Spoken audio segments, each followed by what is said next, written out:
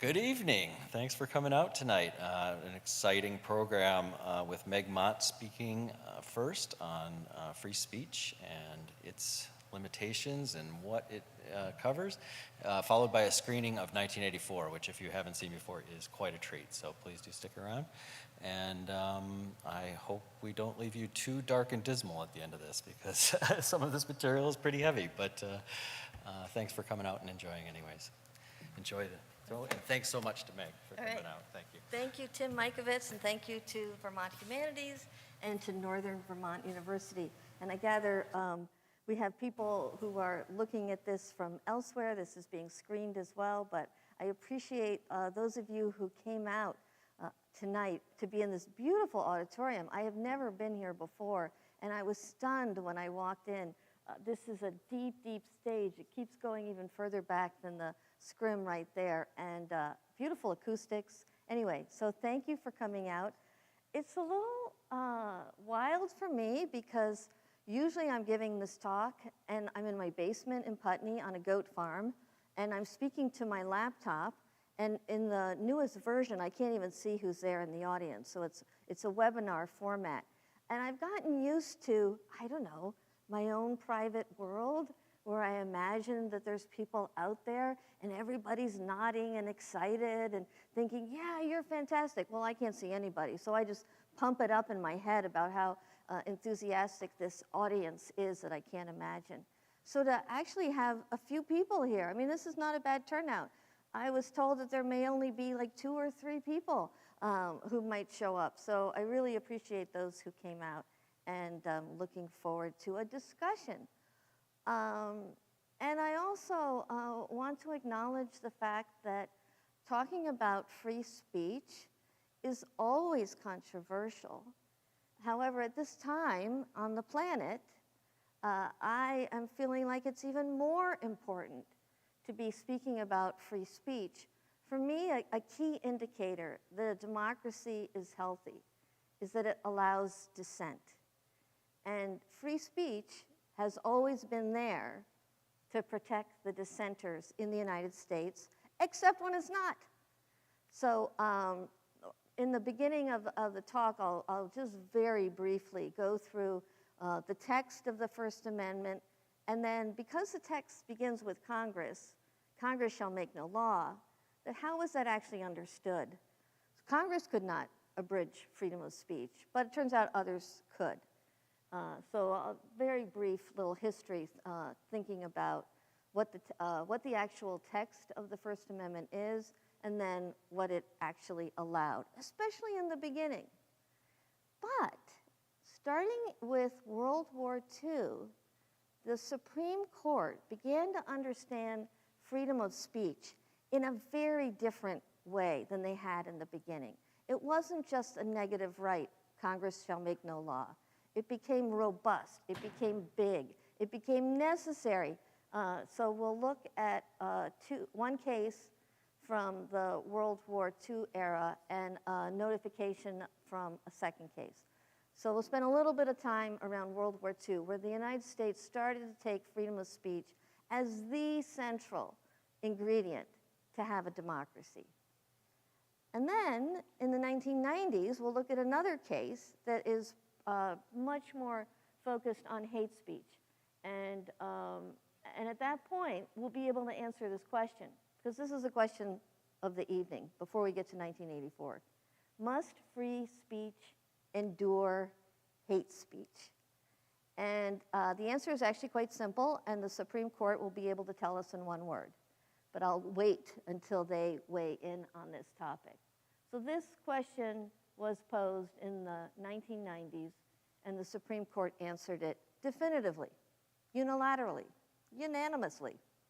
But I also, I believe enough in democracy that we're not going to just leave it with the mighty justices, the guys in robes, the Supremes. I want to then take us through the same question, must free speech endure hate speech, thinking about it on a much more democratic level, on a social level, less legal and more, what does it mean to be a citizen in a free society, and what do we need to do in order to be able to endure hate speech. I've been giving this talk for a number of years now, and it's only recently I began to see, and it was because of a comment somebody made in a recent presentation, that the word endure is actually super important. And so that's one of the things we'll talk about when we get off the Supreme Court and the textual, constitutional language and into the feelings and the business of enduring. Okay, so here's, oh, it does work. Let's see if I can use this fancy machine. So here is the language. Congress shall make no law respecting an establishment of religion or prohibiting the free exercise thereof or abridging the freedom of speech or of the press or of the right of the people peaceably to assemble and to petition the government for a redress of grievances. So I see this as the life cycle of a citizen. We start with a very personal, interior, semi-spiritual, very explicitly religious understanding that we get to determine for ourselves what is right and what is wrong. And through that process, through that conscience, moral inquiry, we begin to decide what it is we feel is right and wrong, and we speak it, we say it, then we publish it. Then we get others around us who may feel the same way, and eventually we are assembling, whether in a protest movement or with a sign quietly by ourselves in the town square, and we are petitioning the government for a redress of grievances. So if it starts in this position, the First Amendment, it goes through this whole process, and then by the end, you can think of somebody with their hands up. It's a way of being in the world where we first tune into ourselves, and then we can build a movement. Will this work? Yeah, okay. So I mentioned how, let me go back once. I said how the language here is so important. Congress shall make no law. The states always made laws abridging speech. In fact, James Madison, Thomas Jefferson were very explicit. They said, yeah, Congress can't make any law, but the states are going to abridge speech, abridge the press all the time. We can count on it. So it was not understood to be an absolute right in the beginning.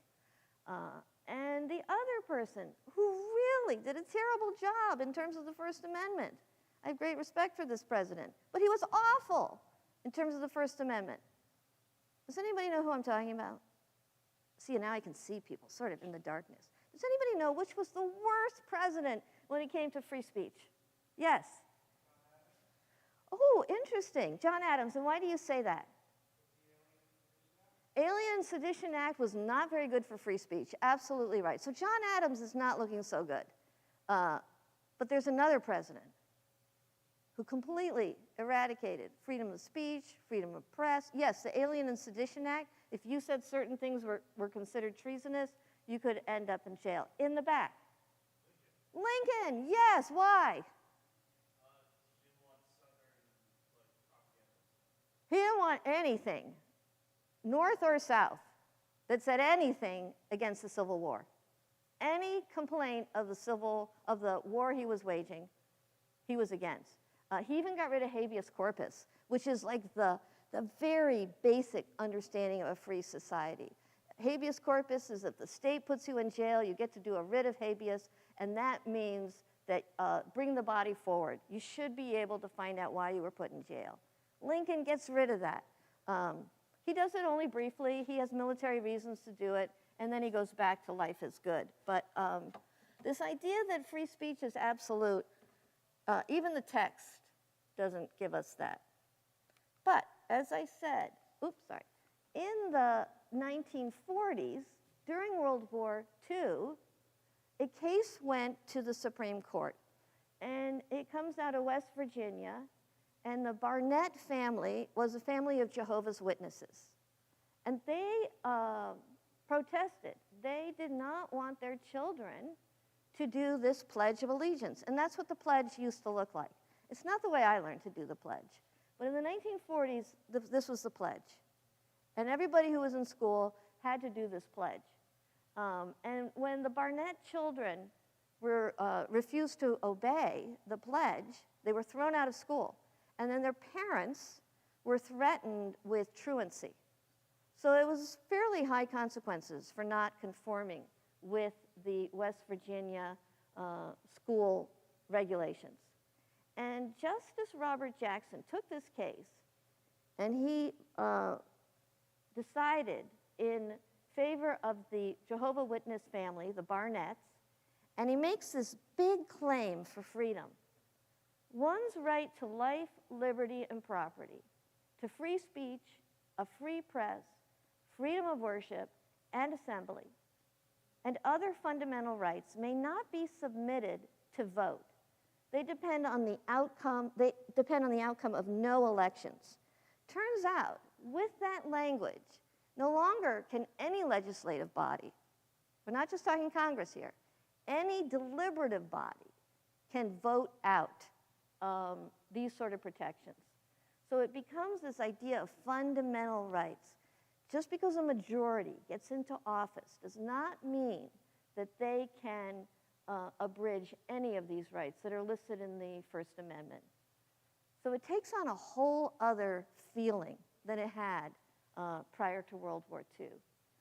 And there's one other statement that I grabbed from this, and this is a concurring opinion from Justice Frank Murphy. And I want us to really try and hold on to this one because as this arc that we're taking in this presentation, this is going to be very important terms. It is in freedom of speech and the example of persuasion, not in force and compulsion, that the real unity of America lies. So when we're talking about freedom of speech, it's not just a negative right, if we're leaning on this language here.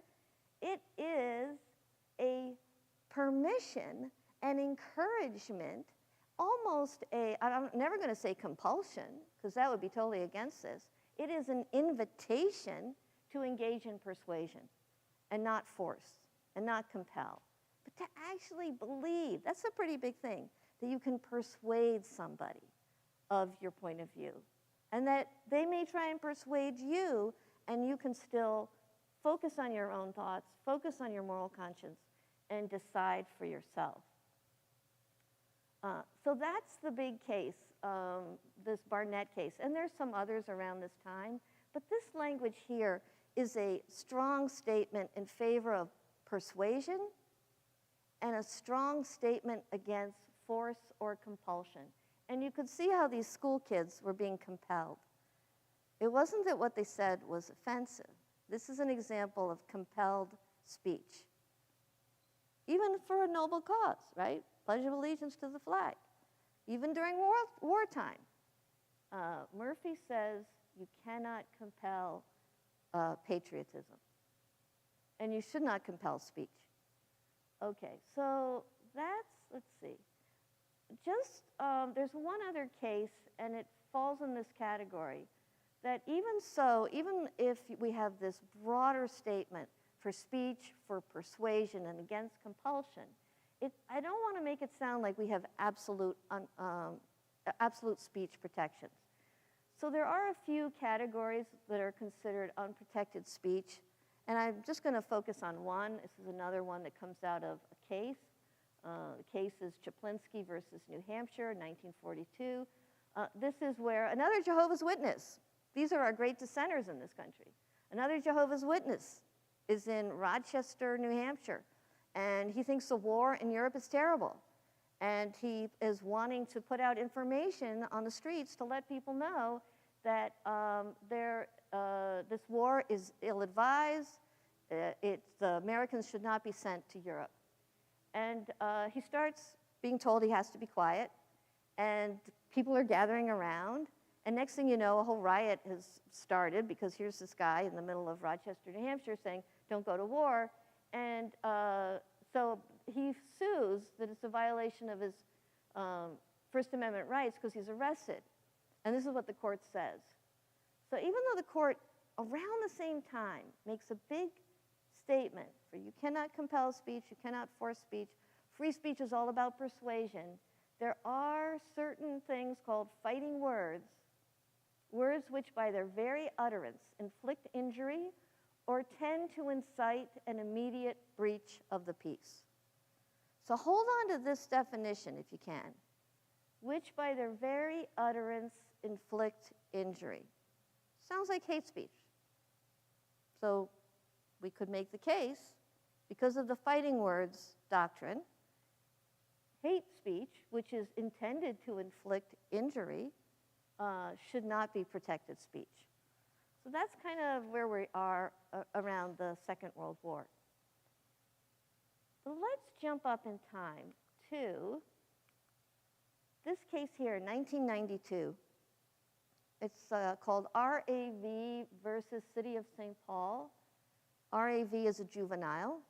Whenever a case is just the people's initial, not the full name, it's because they're protected as juveniles, unless they self-disclose. I still don't know who RAV is. But the question before the Supreme Court was, does an anti-bias ordinance violate the First Amendment right to free speech? Because the city of St. Paul passed an ordinance that says, whoever places on public or private property a symbol or object, such as a burning cross or Nazi swastika, which one knows or has reasonable grounds to know arouses anger, alarm, or resentment in others on the basis of race, color, creed, religion, or gender, commits disorderly conduct. Disorderly conduct, that's a misdemeanor. It's not a felony. But St. Paul puts what we would call a hate speech code on the books. And this is the ordinance under which my prepositions, RAV is charged. So let me tell you the facts of this case. Oh, let me first, what is St. Paul's argument? The reason why St. Paul passed this ordinance, and I think they did it in the late 80s, victims are targeted not because of their individual attributes, but simply because they are members of a particular race, religion, or gender that has historically suffered discriminatory treatment. So that's their understanding of why this needs to happen. Because everybody knows in the United States that certain groups get targeted. And there's a second reason. Experts agree that by attacking a person's community, one interferes with that person's concept of self and individual growth and development. And there's a lot of social science at this point that would back up this idea of experts agree. If you know some of your Supreme Court history, Brown versus Board of Education, that one of the arguments for why segregated schools was unconstitutional was that it affected the feelings of self-esteem of black kids. And so the social science research was one of the reasons why Brown versus Board of Education was passed. So these are all reasonable arguments. And it seems somewhat akin to fighting words. So here's the case. African-American family, Laura and Russell Jones, moves into a neighborhood in St. Paul, and they come out one morning, and there is a cross. And this is from a video, so I'm sorry that the quality is not very good, but there's the cross that the kids had put in their yard. There's three teenage boys. And they find it there to threaten them. And here's again, it's from a video, not very good quality. Here's the kid who was charged. And so, because there is this ordinance, he was charged with violating the anti-bias ordinance. And what happens is juvenile court throws out the charge. So he goes to juvenile court. They throw out that particular charge. The Minnesota Supreme Court reinstates it. Says, no, you can't just throw out that charge. That's an important ordinance. St. Paul passed this ordinance, and you need to take it seriously. So when the Minnesota Supreme Court reinstates it, RAV gets some lawyers and goes to the Supreme Court. And here's what they say. First Amendment forbids the government to regulate speech in ways that favor some viewpoints or ideas at the expense of others. There's nothing in the First Amendment that says speech towards specific groups should be treated differently than speech towards other groups. Regulations which suppress expressive conduct on the basis of viewpoint obscure our goal of a tolerant, pluralistic society. So they make a strong First Amendment case, and they also make a case that we got to have more tolerance here, or we're not going to have a First Amendment. So it goes to the Supreme Court, and that's who's on the Supreme Court in the 90s. I think the only one who's still there is Justice Thomas. I don't think Breyer is there, but if anybody sees Breyer, let me know. But the decision comes down, and as I said, it was unanimous. There was no dissent. Do you know which way they went? With RAV or with St. Paul? What do you think? Anybody? Did they go with the teenager, or did they go with the city? Curious. Anybody want to hazard a guess? Yes. They went with the teenager, yes. The Supreme Court backed the kid. The First Amendment does not permit St. Paul to impose special prohibitions on those speakers who express views on disfavored subjects. This has, and I'll give you a few more quotations from it, but this becomes understood as something called viewpoint discrimination. The law cannot discriminate on who can discriminate. And Scalia, who's always pretty great with the sentence, I've pulled out a few that he has. One, the politicians of St. Paul are entitled to express hostility towards certain biases. So go ahead, St. Paul.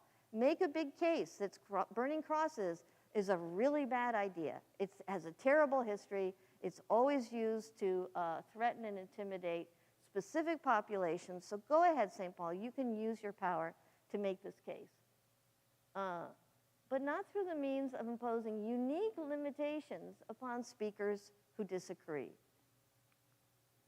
St. Paul has no such authority to license one side of a debate to fight freestyle while requiring the other to follow Marquis of Queensberry rules. So I don't know, I'm not a boxer, but that's what those Brits, those posh Brits would do.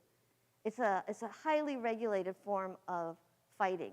So one side can do freestyle, and the other side has to follow these very, very constricted rules. And they didn't like that kind of discriminatory effort. And here's my last quotation from Scalia. Let there be no mistake about our belief that burning a cross in someone's yard is reprehensible. No doubt about that. But St. Paul has sufficient means at its disposal to prevent such behavior without adding the First Amendment to the fire. So that's pretty much the law of the land. This case has not been thrown out.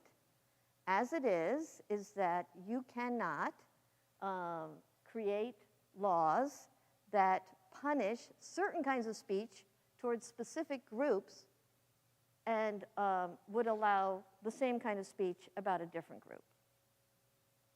Now, it may feel strange to say this, and I'm in a public university right now, and public universities, and I saw coming in, like there's some pledges for anti-racism and something of that sort to change the culture or to improve things on campus.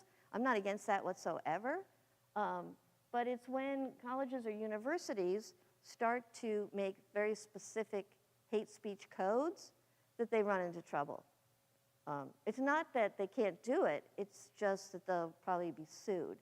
And at this stage, what I understand is that there's been a lot of litigation against schools, public and private, who impose certain speech codes based on race, gender, sexual orientation, and that as of now, I gather there's been 365 suits, and all of those suits went in the direction of this decision. So this is really the law of the land. So in answer to the question, must free speech endure hate speech? The Supreme Court says, yes, it must be endured. And when, groups, particularly nowadays, when there is a big racial reckoning in this country, there is a big effort to try and improve the conditions of African Americans, then a lot of activists are like, this is terrible, I hate the Constitution. Turns out college students are not so keen on the First Amendment. They do surveys every so often. And over time, the First Amendment and free speech has become less valued by college students. But one thing to keep in mind is that, and this is something I got from Emerson Sykes, who's an ACLU lawyer, and who has this great YouTube video, First Amendment, Free Speech for Activists, I think is what it is. And he says, do remember, if you decide you wish to pass hate speech laws, you must remember who is going to enforce them. And you should put in your mind the Attorney General you're least happy about. So if you love Merrick Garland, then you're going to say speech codes are great, because he's going to know exactly which ones to enforce. But if you don't like Merrick Garland, then you might be a little unhappy that he has that kind of power. Or if you feel like William Barr might not be so great for our country, that's the person you should imagine who's going to enforce it. So every time we give the state that kind of power, that's who gets to decide whether something constitutes hate speech or not. So that's one argument that you can make in terms of thinking about it in terms of the law. It's a wonderful thing to believe we can change people's behavior by criminalizing speech. However, we want to make sure that really we want to give the state that kind of power. So the Supreme Court was not happy with that. But it's not just the Supreme Court. So we have to figure out, if this is the law of the land, then what does it take to endure hate speech? And this is where I was thinking about several, and I'm getting rather nostalgic. I guess you can say I'm an old crank now, because I've started to become quite nostalgic for the 1970s, and I'll show you why. And I'm going to give you two different approaches on what it looks like to endure hate speech. This one is a pretty high bar. I'm not sure I could handle it. This is John Lewis and other people in Georgia, in Cairo, Georgia, and they went to a pool, public pool that did not allow blacks, and they engaged in direct action at the pool. So they had a it's almost like boot camp for activists. If you were going to engage in direct action, there were 3 steps you had to do beforehand. The first one is you better go to this specific community and get specific examples of exactly what was happening that was against the Constitution. It may be fine for the local statutes, but they really held on to the Constitution. So if they saw something happening like freedom of assembly being breached through white people can go to this pool but no black people can, then they were going to find out specifically what those constitutional violations were. And then the second thing they did, before they did this very brave step, is they went and negotiated. So they didn't just decide on their own, okay, this is a terrible thing that's happening at Cairo in the pool, and we've seen all these violations, and we know that it's wrong, and we've checked in with our conscience, and we feel like it's a bad thing. The second thing they do is they negotiate. They actually talk to the people in charge and try and make a case for letting black people into the pool. And then the third thing they do, and this is the hardest, and this is before they get public with their direct action. The third thing they do is it involves self-purification. That's the term that was used. And in self-purification, you practice enduring despicable acts happening to you. So you practice what it's like to be spat upon. You practice what it's like to have cops coming at you. You practice what it's like to hear a lot of terrible things being said about you, screamed at you. You learn to endure. And that process, Martin Luther King writes about it in a letter from Birmingham jail. He says, one of the questions we ask is, will you endure jail? Will you endure the punishment you will receive? Can you really endure that? Because when you break the law, he wants us to break the law, the bad laws, openly and lovingly, which means you take the consequences for this. And the question is, can you endure it? So they're doing boot camp to endure. Free speech, enduring hate speech. And here's another picture. This man is eating so he can spit on John Lewis. But John Lewis is not looking at that man. He's looking at what he's looking at, his sense of freedom. So as I say, that's a very high bar. But to me, it's an example, a very powerful example of how free speech endures hate speech. And the other, which is more fun, for me at least, because I don't know, could I do what John Lewis did? I'm not quite sure.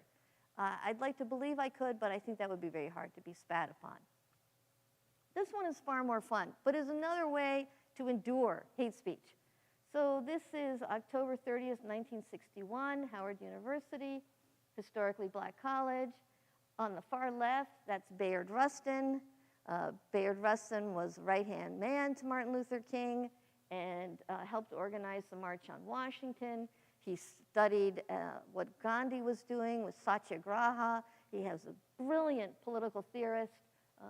If you haven't heard of Bayard Rustin, look him up. He's one of my favorites. And he believed in civil rights. He believed in nonviolent direct action. He believed in organizing across racial lines for economic advancement. So he was what we'd call nowadays a liberal and also an organizer. And for him, class was as important as race. In fact, there was certain arguments he made around building class alliance, which puts him far more in a more socialist camp than purely on race. Malcolm X, who's in the middle, very different idea. Malcolm X thought Bayard Rustin was an idiot. Bayard Rustin thought Malcolm X was delusional. And they talked about each other on stage in these ways. So Howard University was very happy to have Bayard Rustin come and speak, because he was part of Martin Luther King's very respectable, powerful movement. Malcolm X, Howard University is not so sure. Do we really want this guy coming? He's going to talk about the blue-eyed devil. He's going to say, it's not that we want segregation, it's that we want separation. Because we've learned enough about white people, and we've learned enough about Christianity, and we've learned enough, and Christianity is the white man's God, is white man's religion. And we've learned enough about the America, this great thing, that we don't trust it. So here are two oppositional figures. They love to debate. They sat in front of full houses on the same stage. They risk making their argument knowing that that person over there is rolling their eyes. And they're each calling each other that their analysis they share. They share the analysis that the problem of black people in America is serious and bad, and something needs to be done about it. So they do share some idea of the problem. But their solutions are radically different. And they say it in front of each other. They say, you don't have a program, brother. What are you going to do? You think Nation of Islam is going to solve all these problems? You're crazy. And then Malcolm X would say to Bayard Rustin, you've sold out to the man. You're doing what the white man wants you to do. They're really hard on each other. It's offensive. The audience is listening. The audience is like, oh my gosh, which one do I believe? And maybe, this is like speakers trusting their audience to be able to hear competing ideas and not have their heads explode. And maybe even come up with a third way. That's enormous trust in the audience. They did it all the time, these two. That's their first one, 1961 at Howard University. They were at a church in Manhattan. Other people in the civil rights movement saw how much fun this was. Malcolm X was a great debater. He learned to debate in prison at the other higher ed education in the Cambridge area. He said, I didn't go to Harvard, I went to this correctional facility, but I got a very good education there in prison. He learned how to debate, and he learned about the Nation of Islam. So other people, James Foreman, also debated Malcolm X. This was a thing. People would go out and listen to groups who had strong, sometimes it's the intimate enemy who's the hardest to hear their disagreement. Because it's one thing to have somebody so far away from you disagree, but they took this on the road, and everybody loved it. So that to me is like, how do you endure? You become very smart with your words. And here's another one. And so this is my last slide. This is a hard picture to see, but what it is, there's Huey Newton, head of the Black Panther Party. This is 1973. William F. Buckley, you can't see him that well over there. He's a white man and pretty much the head of the Conservative Party in America post-war. And he had this show called Firing Line. And he brought on not just Huey Newton, Muhammad Ali, Jesse Jackson, leaders in the black movement. And this one in particular you can find on YouTube. And it's amazing because Huey Newton's a live wire. He gets in on this stage, and they're sitting down, and Huey Newton is smoking, and William Buckley is not smoking, but he's leaning back, and he explains to his audience, this is Huey Newton. He's alleged to have killed a police officer. He was tried 3 times. The jury couldn't convict him. He was let out. He doesn't say this is Huey Newton, the cop killer, but that's kind of the undertone. So that's how he sets the stage. And then Huey Newton, before the interview begins, he says, I got a question for you. My friend, he wants me to ask you. And Buckley stops, because you knew Buckley was about to ask him a whole bunch of questions about the Black Panthers, and was this going to be a good program or not, and why is armed rebellion or armed resistance ever a good idea for a minority group? So you can tell he's going to go somewhere, and Huey Newton cuts him off, and he says, would you have been on George Washington's side in the Revolution or the other George? And Buckley's like, whoa. And he's thinking, I have to think about this. I'm not sure. As revolutions go, it was pretty humane, but maybe there was a better way to resolve this. I don't know. I guess I want to say I would have been with George Washington. And that's all Huey Newton needs. And he starts smiling and saying, you're not such a bad guy after all. And then they go on this wild, it's a wild discussion. But here's the piece that I want to say, is each endured the other in a very creative way. And so if you don't feel, and I certainly don't feel like I'm up to the level of endurance of a John Lewis, that this is another way to think about enduring. It's building muscles. It's getting strong. And so I've put here just a few suggestions on how to endure hate speech. And this is, if you've done a public speaking class, this is like standard ways to get attention, because always when you're giving a speech, you want to be able to get people's attention. So refer to the occasion. I mentioned, isn't it lovely, we're in this hall. Use a personal reference. Ask a rhetorical question. That's what Huey Newton did. He asked this wild question. And then make a startling statement of fact or opinion. He really aced it. Because that's how Huey Newton started this interview, all the dynamics changed. And there's other options. You can use a quotation if you don't want to be as startling as Huey Newton, tell a joke, or use an illustration. All of these things, if you're in a difficult encounter with somebody, and you feel like they're wanting to just knock you off at the kneecaps, rhetorically speaking, this is a good way to just change the vibe. So that's what I've sort of come to. Yes, the law is pretty clear. We must endure hate speech. But enduring doesn't have to just mean this, or running away, or getting scared. I think that's one of the things I wish to see more of in the 21st century, is modeling ways to actually endure as opposed to criminalize. So that's my spiel. But I'd love to know what you guys are thinking. So let me just do a time check here, because I know they want to show a movie. Oh yeah, we have some time. So out of curiosity, any thoughts on this notion of that free speech does need to endure hate speech? And I love a disagreement, so feel free to disagree.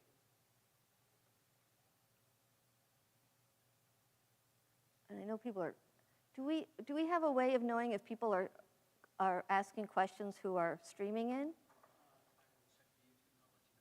Okay, yeah, so if you're out there in the ether and you have any questions or pushback, really very happy to hear any disagreement or dissent. Feel free to do that.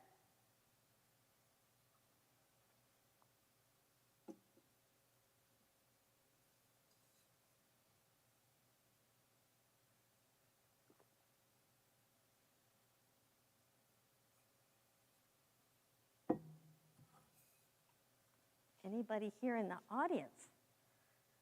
I know it's hard because it's very dark and I'm very bright up here. But yeah, George.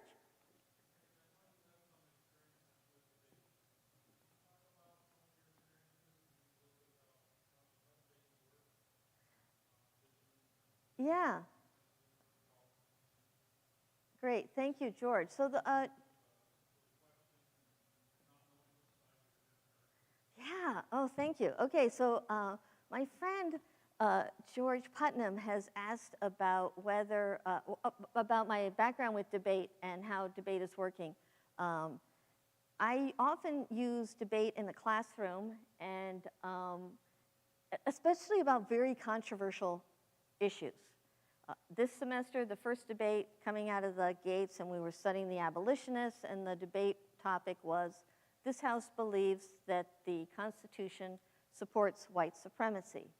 And the students had done some reading in the abolitionists, and they could find arguments there in support of the proposition, the affirmative.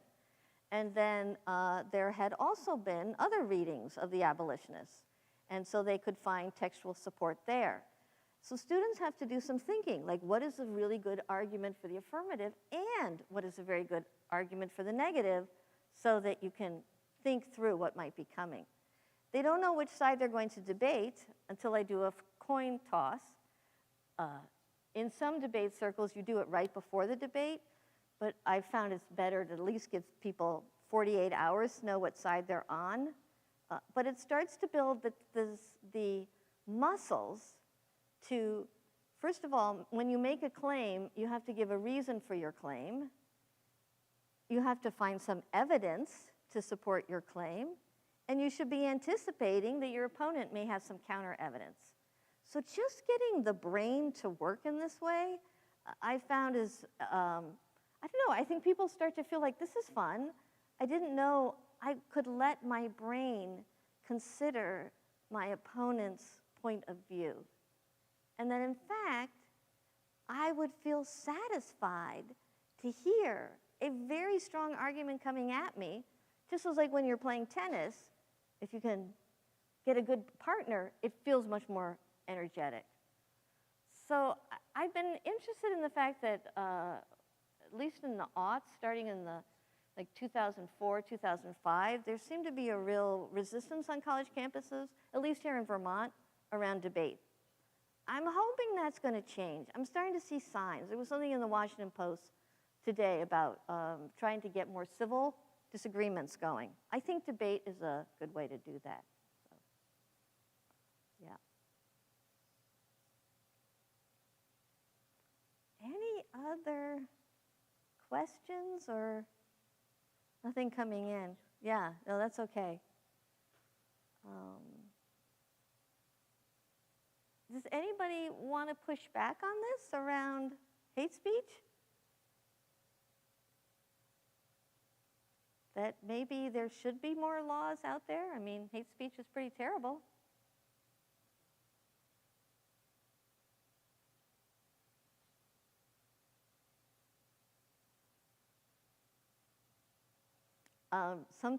Another statistic that has been getting a lot of airplay is how on college campuses, students are feeling less free to speak. It's nothing about what the laws are saying, and it's nothing about what they've been told they can and cannot say, although that's always an element of it. But there does seem to be an interesting shift going on right now, which is probably why I keep doing this. Anybody asks me to come talk about free speech, I'm eager to do it and to show ways that it can be fun, because we also seem to have a problem of self-censorship. And so I guess I want to just, I'm not going to diagnose and say that's why people don't want to talk about this topic, but it is a hard topic to talk about.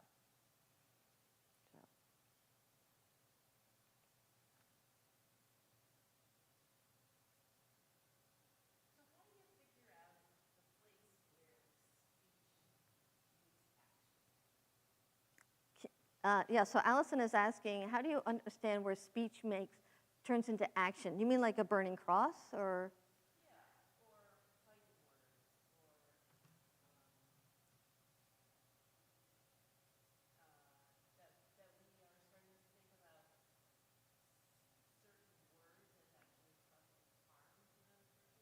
Right, right.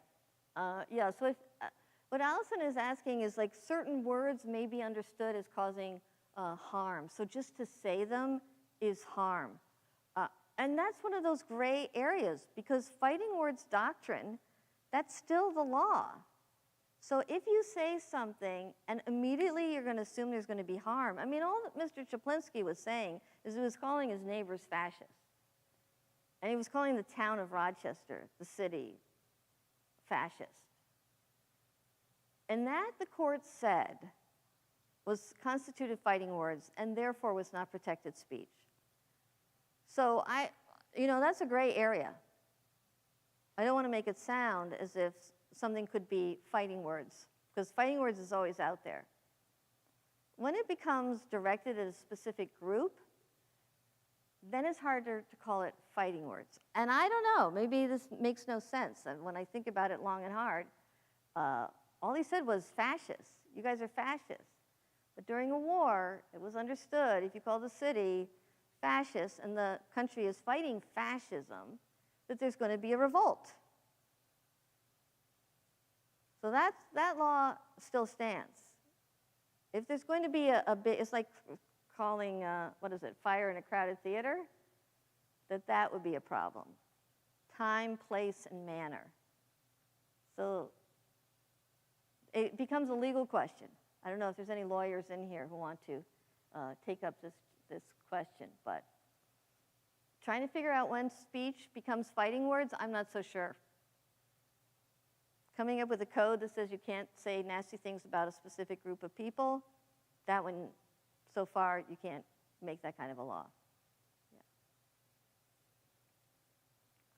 Okay, I have one last little story, and then we can wrap it up for 1984. And that is, oftentimes, people get sort of frustrated. Like, this is terrible. Why can't we put a law in the book when something is so clearly attacking either black people or LGBTQ people or Jews? Those are the three categories that oftentimes there's this understanding, like, why can't we just put those laws on the book and then we make life better for everybody else?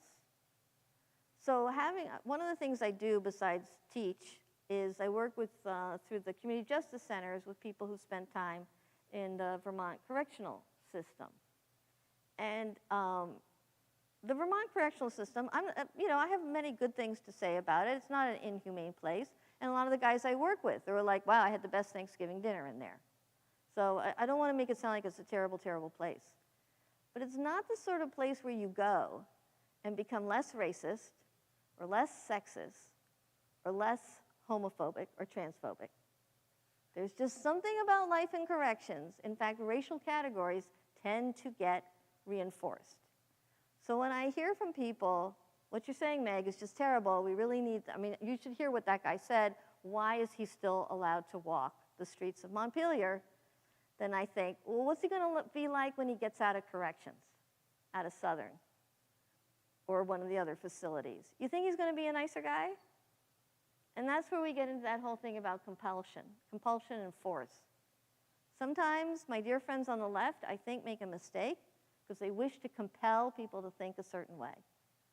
But that's not the way to American unity, to go back to that justice. But the only way we can go back to American unity is to be using persuasion. Some of these techniques, rhetorical techniques, ways to try and make a connection. Try to move someone from where they are to where you'd like them to be, knowing that they may not. But you got to meet them where they are. I don't think crime, criminalization, sending people to corrections makes them nicer people.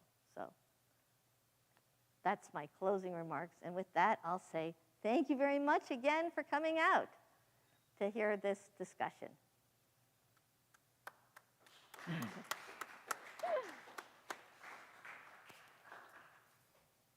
Thank you so much, Meg. I Yeah. really appreciate your time and thoughts on this subject, and appreciate you making the trip up here to talk with us. Great, yeah. Thanks for everybody for coming out this evening, and looking forward to screening 1984, which has some very